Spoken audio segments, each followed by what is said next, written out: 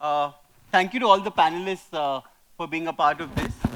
Uh, let's just start by would you like to just spend 30 seconds of 30 seconds in telling us what you do and what pain point does your company solve? Rishav, you want to go first? Hi everyone. Does it work? Yeah, hi everyone. This is Rishav. A bit of an oddball in the entire panel. I'm a consultant. I'm a partner with Alvarez and Marsal. And we pretty much help both on the private equity advisory or M&A advisory when there are investments or acquisitions happening. So typically on the other side of the D2C brands when they invest, help them in understanding whether the brand would grow, whether profitability happen or not, all those areas. And on the other hand, we also work with a lot of corporates, D2C brands and companies to scale up over a longer term implementation program or reduce cost. So very happy to be here. Thank you. Thank you. Hi, myself Hitesh Rathi. I'm the founder of Aadvik Foods. So we are basically into non-bovine milk segment. That means like beyond cow and buffalo. So we make a lot of value-added products from camel milk and goat milk, and we supply across India and outside India. And pleasure to be here. Hi, I'm Dhiraj from Campus Sutra. We are a youth-centric fashion brand. We are one of the biggest bootstrap fashion brand in the country. Happy to be here. Looking forward to this session. Aparna, co-founder Shobitam. We are in the ethnic fashion space, and what we do is we provide high quality, great selection, authentic handloom arts and crafts, from the length and breadth of India, available to customers globally. Hi, Rohit Khetan from Ginesys.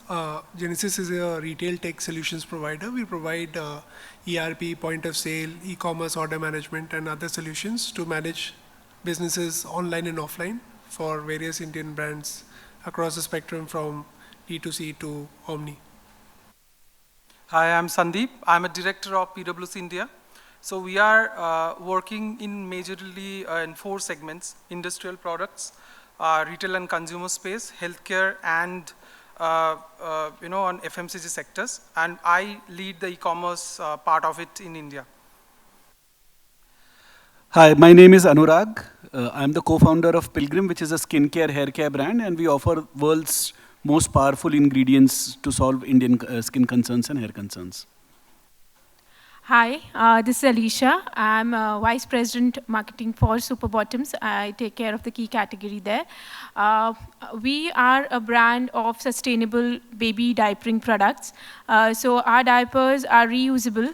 So the biggest pain point that parents have is the right diapers or the right rash-free products for their baby, which are safe, which is solved from Superbottoms. And also we are sustainable, which is the need of the hour. So hence, the next revolution in diapering is Superbottoms.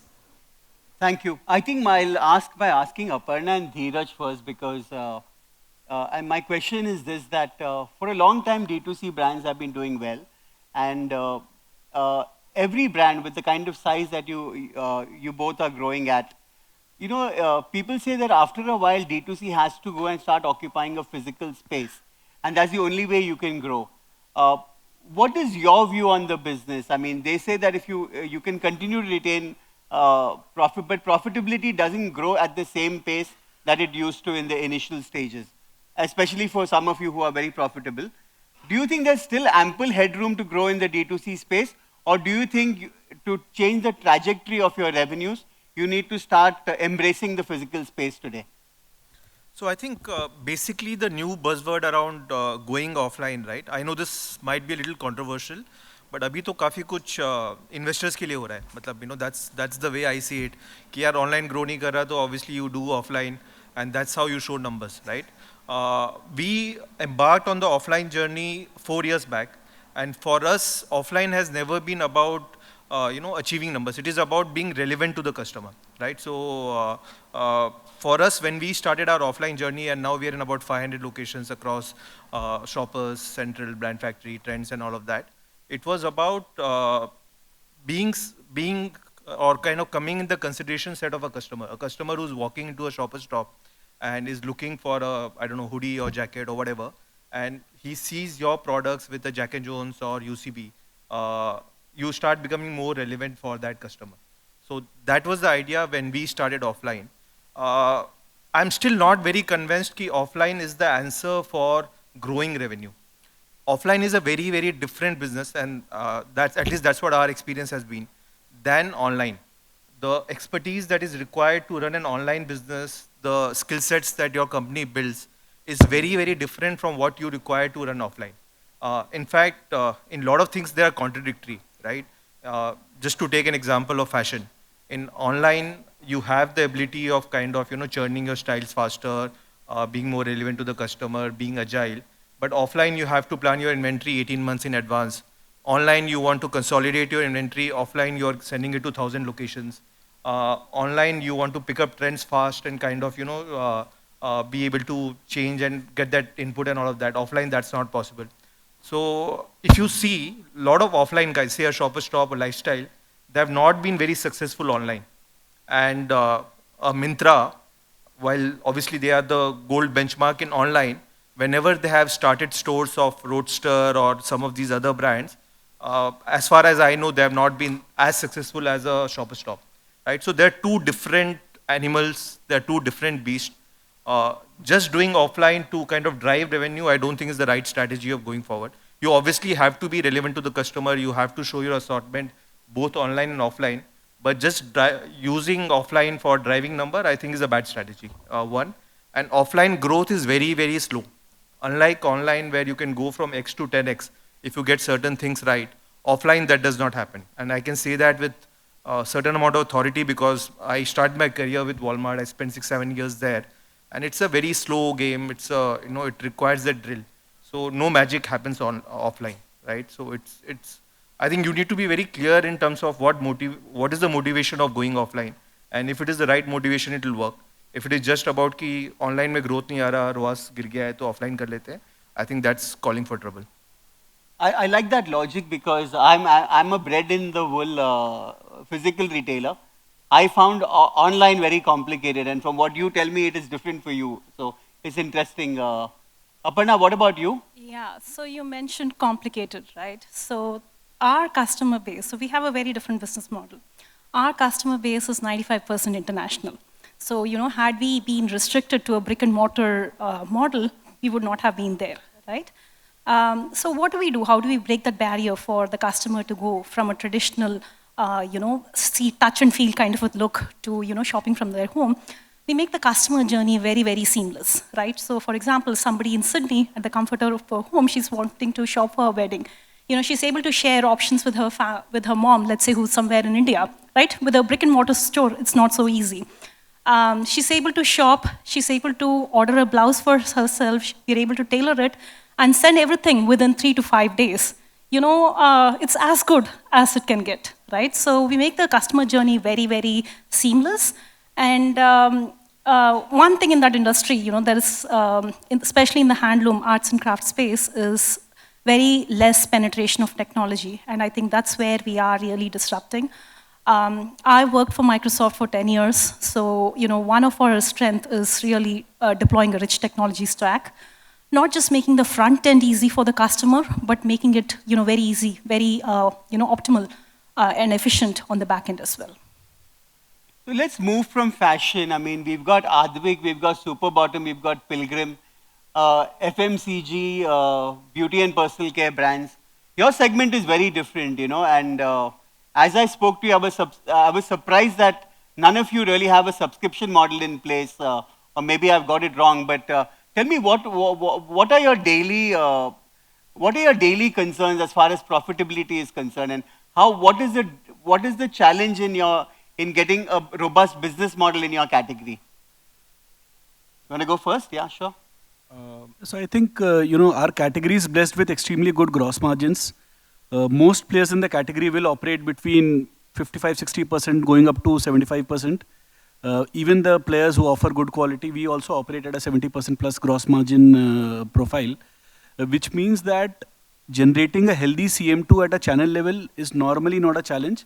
until unless you decide to grow exponentially faster for whatever reasons, internal or external. If that is not the case, we have almost always been, had a high double-digit CM2 profile, close to a break-even for most parts of our journey.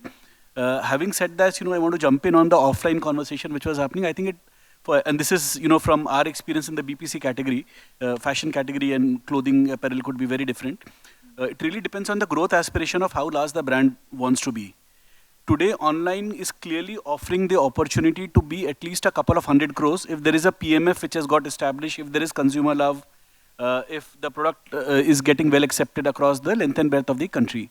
So if you want to be a 300, 400, 500 crore brand, I see no challenge in our category like BPC to be EBITDA positive, generate a double-digit EBITDA and be only online. Beyond that, the market is evolving. Today, I am not aware of any brand which does more than that, or I don't know if there is a market which is ready as of today. But this was not the case 3 years, 5 years back. By the time, a brand hits 300, 400 or 500 crores, the market would have moved further. Today, online beauty market is estimated to grow between 25 and 30% year on year. So even achieving a higher, top line is possible with a healthy margin profile. Having said that, India shops offline finally. In a category like ours where it is very online friendly, even then 80-85% of sales are offline. Categories like color cosmetics where we are not present today, it is a lot more offline friendly than online.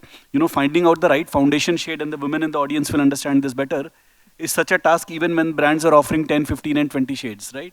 So these are categories which are a lot more offline friendly, and women would like to try out the products. And as online brands, we try and emulate the experience as much as possible to make it, to do texture Thursdays and get UGC content going to explain what kind of sensorials and textures and fragrances are there. But beyond a point, you can't substitute the offline experience only by online. So if the aspiration is to be a 1,000, 2,000 crore brand, I think offline is an integral part even for our category. And profitability can be managed across all channels. It's really the brand's intent. So whether it is D2C, whether it is marketplaces, whether it is offline, within offline there is, modern trade is different, general trade is different, general trade assisted, non-assisted is different. Each channel, P&L, at least that's how we look at it internally, can be managed profitably if you're doing the right things. I find speaking to you interesting because, you're the one who said that it's difficult to lose money in my business. So that is, very few of us can do that. And my next entrepreneurial plan is to get into your business. Or invest with us. Oh, lovely, yeah. What's the price at? Okay, offline. Alisha, you want to tell us? Yeah, so for us, how we have grown is, it is mainly D2C for us. We have a good community. We have a brand which, our audience loves. So there's a lot of brand love with Superbottoms, with whatsoever the customers we have. So that is our starting point, like the brand love. And within us, there's a community. We have created a community on Instagram, on Facebook. We have like 70,000 people on our Facebook community, which is a closed community. So that gives us a lot of leverage to explain the product because we are a new category. We don't enjoy that privilege that people know what the product is. People know diapers, but they don't know reusable diapers. The concept is completely novel to India. And it is a category that needs explanation, that needs education.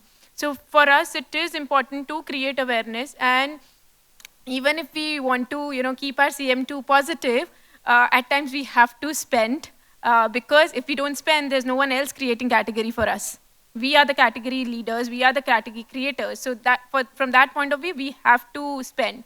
And we are sure at one point, we will be able to achieve what we want to, because the idea here is changing the habit, which is inbuilt, and to get someone to try a new product. And we know we are very sure of our product, and we have a 50% repeat rate. So we know that we are a good product. So that will happen eventually. But for us, at this point, it is also important. Organic growth is important. But we will need to create category. So that is also something that at times we need to do if you are a new category, because no one else is going to do for you. Thank you. Hitesh, making money is easy in your business, Aadvik, milk products. And it's very interesting the category you have, because you're probably one of the very few players in this country in that category. So first of all, definitely not easy. it had been about 7.5 years since we are into this thing. And as co-panelist, she said that, category creation, this is what we have been doing. We are India's first company to introduce camel milk-based products. And we had to face questions like, ye camel doodh bhi deta hai kya? When we started. And like questions like, ye to theek hai, kaam kya karte ho? Now people are asking ki what are the benefits, how should I consume it? So I think there's a big shift. I think I am only the food guy in this panel.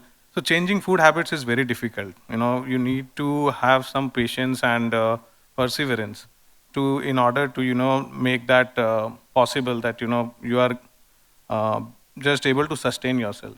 And I think profitability is there are two things basically. One is what you earn and one is what you spend. So for us, what thing we can control is what we spend in the initial time. So I still remember when I was starting, so I went to a broker in Delhi में कि जगह बता दो, work from home type का चल रहा है. नहीं कि वो he said कैसा चाहिए, एक कमरा, दो कमरा, सबसे सस्ता है वो बता. That should be the mindset when you are starting. Because profitability not only, because in our case it is not possible from day one you are getting lakhs of revenue every month. But yes, you can control your expenses so that your company is alive for the next day. That is what we have been doing, and people now startup is more becoming like a fad. I would say people, the MSMEs, so they work on profits. So what we can do is that in the times to come, we need, I would say, more camel startups rather than unicorn startups, which are resilient, which can survive in difficult situations. COVID was tough for us also, but we managed to do that. You need to have your basics right, and just FOMO is very, very strong factor, but you need to control yourself. That's it. Okay. We've got three gentlemen from the consulting and tech space. There's Sanjay, there's Rohit, and there's Rishav.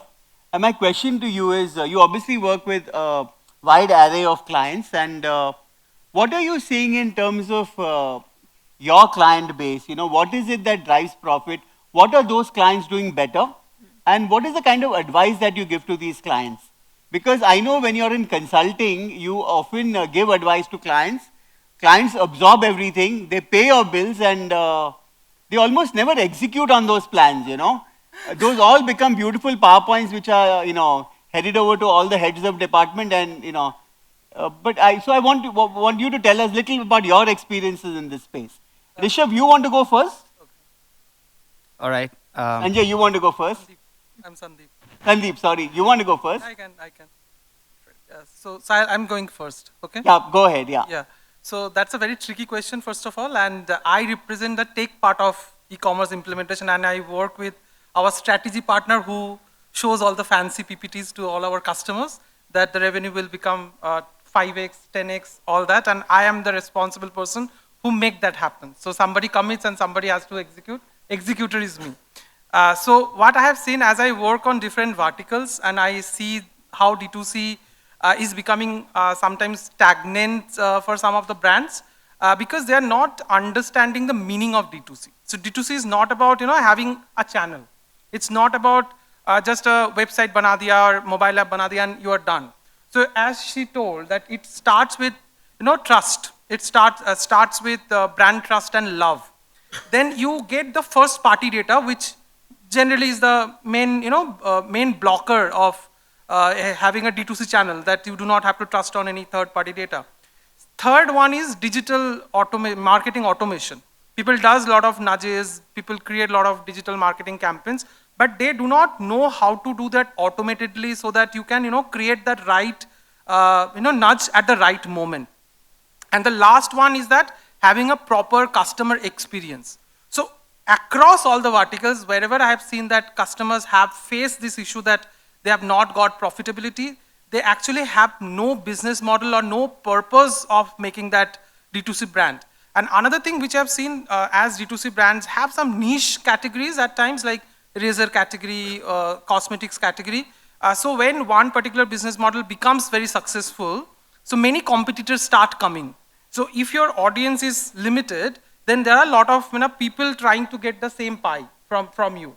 So that becomes a challenge. So then what we suggest as a consulting partner, that you do not stop innovating, because you have to think that you have to give something hatke to your customer. Please do not think that whatever you have developed or have you innovated last year will work this year, because everybody knows everything. So people, and as a statistic says that 63% people in APAC basically looks for a brand who solves a purpose. And 75% people actually look for competitors also. So you cannot have a brand loyalty just like that if you are not innovating. So this is my key takeaway from the consulting background. Rishav, you want to go? So, I mean, the question is interesting because what we found is that, and we work a lot with companies to execute some of the thoughts being laid on the table, more longer term programs. What we've realized is most companies don't do the basics on a daily level. And if you just do those basics on a daily level with the right discipline, I think those make a hell of a difference. Classic example, you have an offline model, for example. I'll come to D2C as well. The sales guy needs to go to the counter every week, spend 5 minutes on the counter, enable with technology which can actually read what those counters sold last time, sell more, make sure stocks are right, and come back and do this every week, every day with the counter. And that has to be basically planned, executed, and reviewed. This cycle, you'll be surprised, is missing in most companies going offline today. These are some very basic models. We spoke about ROAS, right? ROAS. ROAS is great, but what next after that? What's your return on the campaign? Do you measure that? People don't measure that. The fat to spend is high because you're going to get awareness, but are you spending in the right place? Do you make sure after that campaign is measured? Do you have a campaign dashboard which tells you ROI on various kinds of campaign? You experiment for 12 campaigns, you know 3 works. Do you repeat the 3 or you repeat the 12? These are some very basic hygiene stuff. And if you look at some of the most scaled up platforms today, they've done all this very right. And what we realize is that just doing this on and again creates a lot of a difference rather than actually experimenting with a lot of new things. Innovation, another point that we spoke about. Innovation has always been done consumer backwards. When you are in the business of creating consumer brands, there has to be a need-based innovation coming consumer backwards. But you need to be cognizant, if you have too many of them, then you actually will burn more. How do you stabilize one and then innovate for the next? You can't innovate every quarter. You need to innovate probably every 6 months if you have some base ready. Some of these basics that used to drive FMCG, which has also come to D2C, actually coming back. And we see that in most of our work is not necessarily to build 4x scale in 6 months. Our work is if you do some of those basics, the growth naturally follows. And I think that's probably a slightly different point of view, but that's something we've seen work very well. I think that's an interesting perspective. Rohit, from a tech viewpoint, how easy is it to now sell tech? I know at a point of time, entrepreneurs would say, no, we'll do it when we hit that scale. Something is expensive, but what do you see today? I think some of it is still true. A lot of people, they do opt for marketing tech first. I think because most D2C brands first will go for marketing tech because that is the need of the hour. And they think about inventory and accounts and those reconciling their receivables much later. But I think brands which are always planning to be profitable early, they do invest in proper inventory management, proper warehousing systems faster than other brands. And that's a pattern that I've seen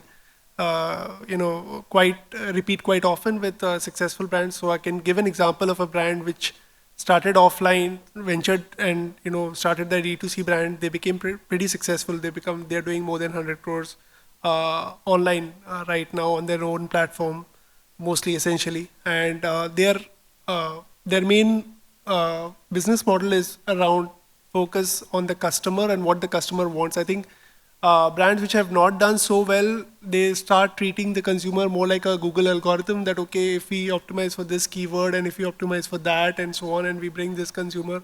So eventually you end up getting so lost in your own marketing, maze, that you lose sight of, am I selling the right product to the right person, and is that product actually still solving the problem that I wanted to bring this consumer for? I think that's when that link starts breaking and you kind of end up losing money. I think consumers, brands which are successfully repeating, giving value to the consumer every time that the consumer hits their website, I think that's or at least does a transaction, I think they've been successful and been profitable, or at least close to profitable.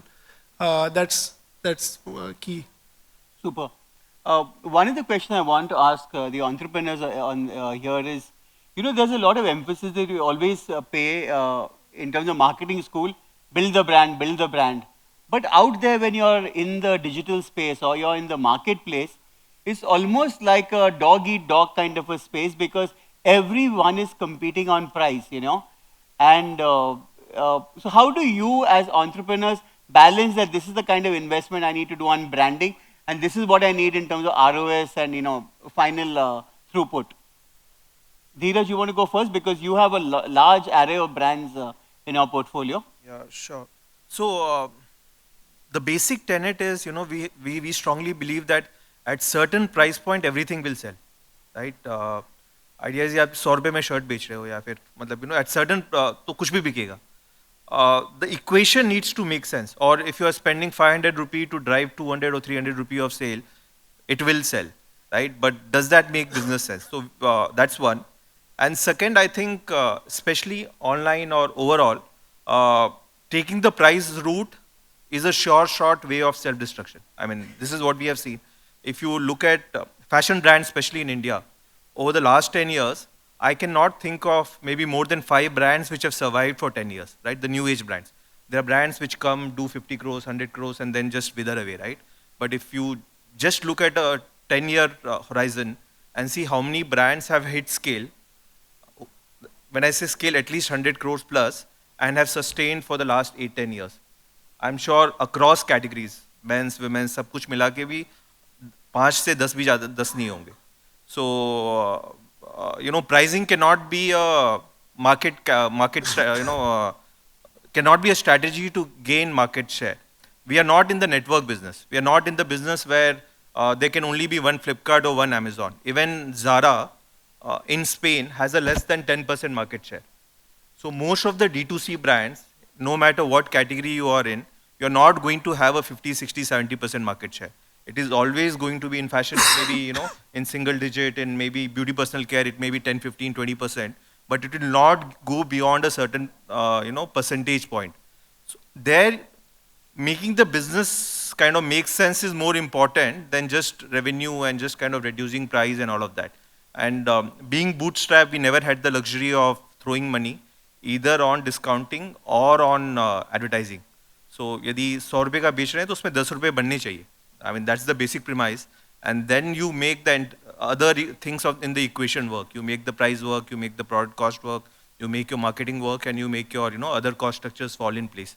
So once you are clear that this is how the equation has to be and you have to make money, then things start happening. At least that's what has been our experience. That if you look at it as from a business perspective and from a perspective that it needs to make money, you will make it happen. Can I add to it? Yes, absolutely. Yeah, I think there is a myth, if I may, in the industry that, if you burn more, you're going to grow faster. But, that's not really the case. If you have the luxury of, very deep pockets, you can burn a lot of money, kill competition, acquire more customers. But, what if you don't have deep pockets? What do you do, right? Especially when you start out with. So that's when you have to be, fiscal prudent and, spend in ways that, you have more mileage, right? Even in our own case, we grew 12x. We grew 12x by, while at the same time being cash flow positive since day one. So it really is that, you don't really have to burn to attain profitable hypergrowth. I think, adding on to what you said, I think you really have to see where your spends are, right? How much are you spending on COGS? How much are you spending on your marketing? What are your operational costs, everything else? And then the key is to optimize. The little things, for example, employee costs, all of that, don't compromise on that. But the big cost, where you can really, one or two changes that you can make that you save a lot of money, I think that's where you should look at. And that'll drive profitability. Thank you. In Pilgrim, I want to add a few points here. I just want to have 3 mantras which we generally suggest to our customers. Like pricing is definitely one of the factors we always are concerned about, be it your implementation charge or customers buying products from any channel. But 3 mantras we do follow generally when we do consulting. One is that, what is your addressable market? Second is your customer retention. And third one is your CAC versus CLV. Because what we have seen that if you have retained 5% of your existing customer, your revenue margin will be 25% more. So it is not about always acquiring new customer, but giving the existing customers more benefits using your own strategy, which you all are experts in. And also sometimes what happens is that when you do CAC, a lot of customer acquisition cost, sometimes though we are D2C, we do not have any middlemen, but we still have a lot of expenditure on all of these expenses, which are sometimes doesn't compensate the CLVs also. So that means we really have to make sure that we have proper retention and proper nurturing of those customers to make sure that happens. And price is something people do not consider. If you give that value, give that trust, give that sustainability, a lot of factors which are there like organic products or all those factors which people are very much concerned these days. So I think we can mitigate that. So we are not a person always bargaining or negotiating. If the value is given, then we really forget about that. Yeah. I would also want to add here. So for us, we are a premium cloth diaper. There are other Chinese diapers which are available on Amazon at half the cost. But still, if people are going for the brand, that there's a reason. They know there's a support behind it. They know that other people are also trusting the brand. They'll get a benefit out of that product and they will get that support that is needed. Brand is not about only the price or the product. It is also about the back-end support that you will get. You know that you will not get from the other brand. That is why a person will buy from you and maybe not even from Amazon. They'll come and buy on your own platform. So we have certain policies which are only on our platform, like a free trial policy we give only on our platform for first user. We don't give for Amazon. So you'll have to see how your price will justify for the product that you are selling. You can even beat like half the cost of your product just because you are giving something better to the customer and they will trust you for that and they will come to you for that. So that community, that brand love, that brand trust is very important and then the price will justify itself. In Pilgrim, how do you balance? You've got brand, which is very, very important, product performance, and you've got pricing. I mean, how do you balance these 3 imperatives? So for us, one is that when brands are starting off in the 0 to 1 journey, I don't think brand investments are required. You're figuring out other pieces of the puzzle. As you go from your 1 to 10 and 10 to 100 journey, performance marketing spends have to come down and brand investments have to go up. And how do you really differentiate what is performance marketing and what is brand? Because finally, online, there are only 2 platforms where all the money is going. So if you have to look at the traditional funnel, which digital marketers understand even better today, of awareness, consideration, sale, and then post-purchase.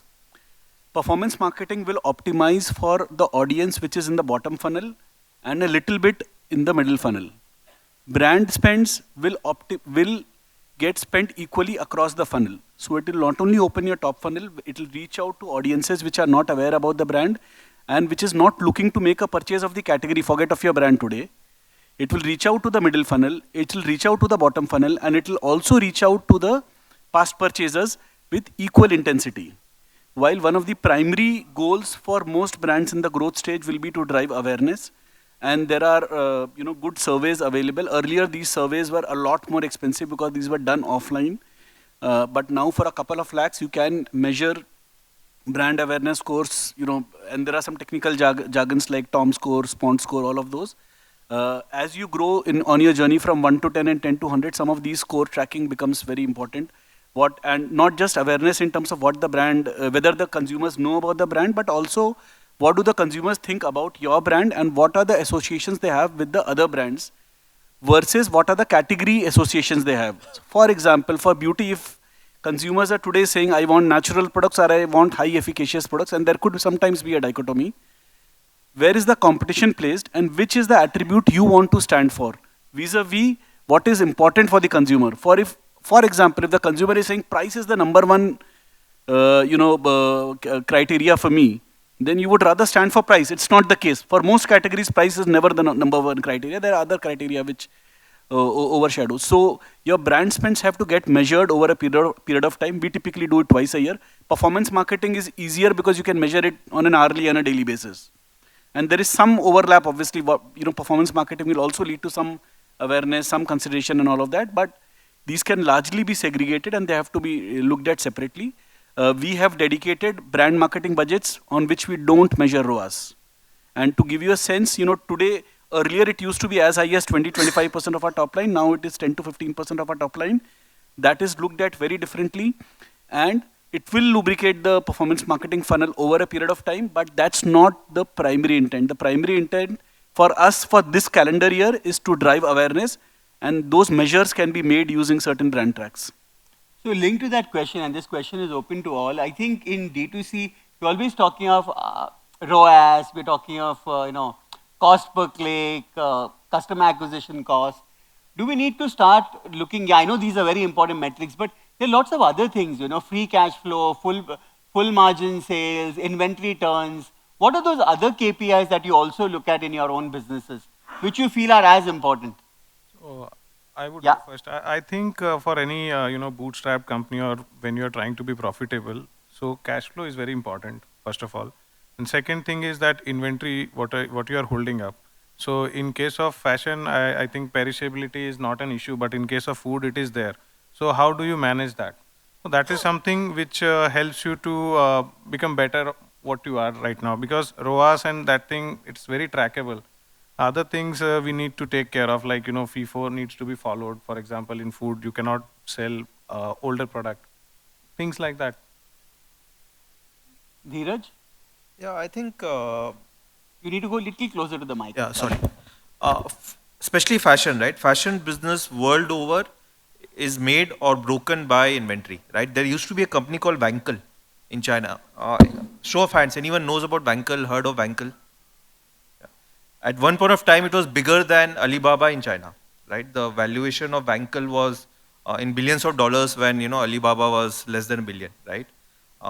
They had $1.1 billion of inventory, which kind of, was not selling, and that killed the company. It was about a $10-11 billion company, and this is like early 2010 or something like that, right? So in fashion, inventory is, I think, make or break, but it just does not start and end with inventory. It is, as I was saying, everything. And one of my fellow, panelists was talking about killing the competition. I think this is a misnomer. If there's one advice or one thing that I would like to share is in D2C, you should and you cannot kill your competition. The competition will do well or kill itself, right? Because the market is so big and it is not winner takes it all, right? Unlike a Amazon Flipkart game or a Cola game, right? Where any loss or gain for Pepsi is a gain for, is a loss or gain for the other. In D2C, that is not the case with most of the category. So if somebody is buying a Campus Sutra shirt, it's not taking the share from somebody else. If somebody is buying a Pilgrim, beauty product, it is not taking a share from somebody else. Even the most established brand, even in a FMCG category, does not have more than 10-15% share. So you have to look at how your balance sheet, how your P&L, how your business metrics stack up. Don't think too much about competition in D2C. I think that's one thing that we have seen, and so we don't look at competition at all. We look at competition maybe to get ideas, to understand what's happening in terms of trend, but we don't base our business strategy or we don't base our business decision on what the competition is doing. Sure. So one question and my last one, because we're running out of time. But before that, Rohit, if you can just tell me what trends are you seeing in terms of technology in the last year or so, and what do you think is changing rapidly? So one key trend that we saw, I think a year and a half back or 2 years back, is a lot of integration between various systems, because brands, they went in for various technology for various parts of the system, and they wanted a lot of integration. So I think that trend will continue to grow, and due to which we've launched our Genesys One platform, which is like pre-integrated a lot of the pieces. But a lot of people are looking at technology as, what is the value that it is bringing rather than the technology per se. I think that's when, it gets more interesting. So I think overall, when you see the spend, it's trying to control the technology spend to a very, very small percentage of your overall expenditure. I think that's kind of healthy for everybody. Trying to move to a subscription model and trying to keep it very, very low. Thank you. My last question to all panelists, and I want you to answer it as honestly as you can. At these seminars, we all look nice and cool and relaxed, like koi tension nahi hai. Everything is going well. But I know as soon as this is over, we'll all be frantically checking our WhatsApp, missed calls. So there is something that's going under the surface, okay, with all of us. And so tell me, in your professional life, I mean, what is it that keeps you awake at night, or at least doesn't let you sleep at the hour that you want to sleep? Yeah. Would you like to? No, you can go in any order. Yes, because it happens quite often. So. Camel milk. No. The first thing is obviously the creditors. Like your vendors, suppliers. Yeah, only an entrepreneur knows the pressure of creditors. And then salary. So the timer is there. It's 7th of month, so I have to transfer the salary. If there is anything which is blocking that, it becomes a problem. Other thing is in the food industry, regulatory bodies. Means like in the compliance point of view, means tax authorities or this thing, means still you are under the radar. Everything is fine. Once anybody shows up, and now people can order from website or Amazon and they can file a case or something like that. There are too many things over there. Yeah. Okay. Jaydeep, I think, I've seen my father, grandfather, do business, right? One thing that has changed over the last 20, 30 years is 20 years back when my father was doing business or my grandfather was doing business, 90% of the things used to be controlled by the entrepreneur, right? The dependencies were less.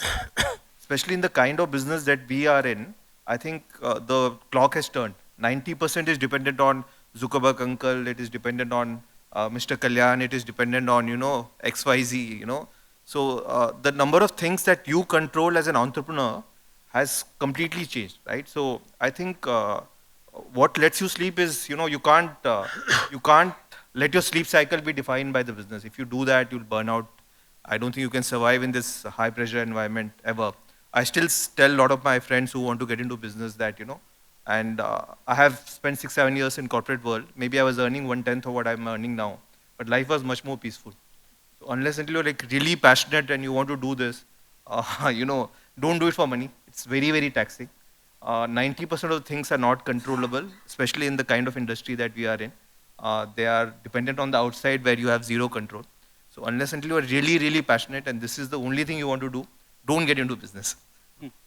I think this whole question of what keeps you at night, I've seen for a bunch of my founder friends, or let's say even clients, this definition has changed over a period. No, tell me what keeps you awake at night.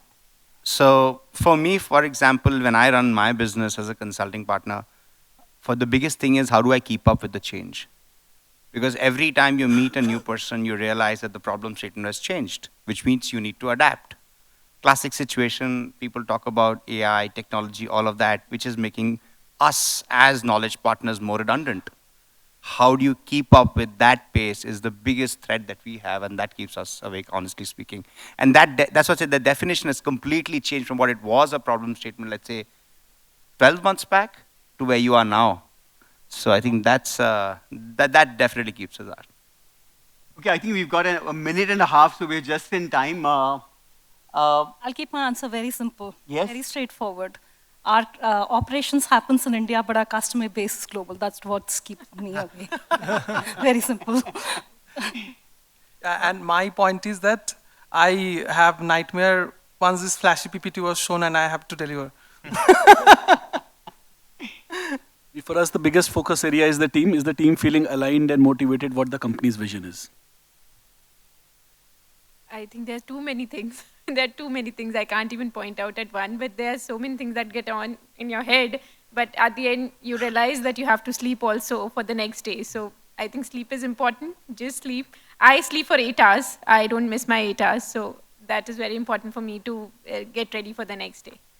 your mind also needs to sleep. So you need to do that mental switch. And I also listen to a lot of many things for a peaceful mind. So I would also suggest those.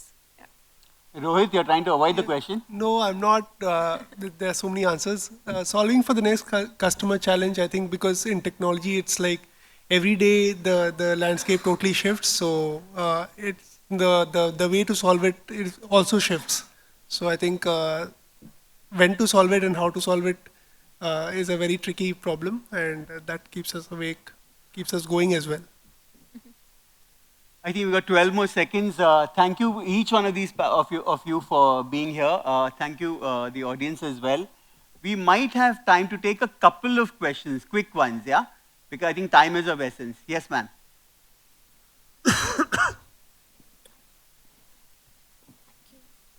So as we are starting a brand or we creating one, so on the initial period, there's a lot of money that goes into different aspects. Some of them are recurring, of course, like marketing. So like in the today's generation, it's very important to be seen on Instagram. Like, in order to maintain your page, you need influencer marketing, you need content, you need graphic designers. So there's a lot of money that goes into that. So how do you optimize that? Because I'm sure everybody has an Instagram presence, not just Instagram, any other social media content, for example. So how do you optimize that? How do you create a customer base through social media, ensuring that you do not, like, delve in a lot of money into that? Can I answer that? Yeah. So initially when we started, it was like 4 years back now, we hardly had any team. There was a 5-member team and we used to do almost everything. And today, I think on social media, it is easier because you need a person face. It's more than graphics, like a designer that you mentioned.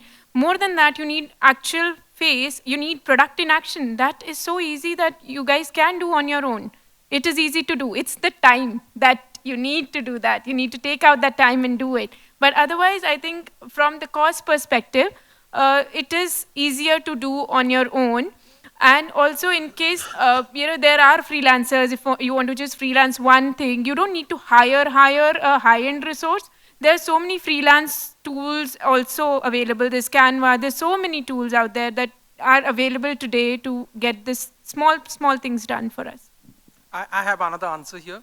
So I was working with one of the bag companies here, bag retails. So you know that brand, I do not want to reveal that. So this brand is creating custom bags. Custom bags means based on your travel requirement, you will be giving all those needs and then somebody will be preparing that.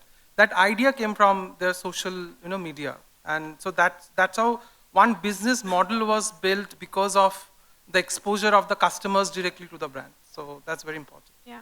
UGC. I think we can't take any more questions. Time is up. So once again, thank you very much. It's been a very enlightening session. And thank you all for having us. Have a good day ahead. Thank you. Thank you.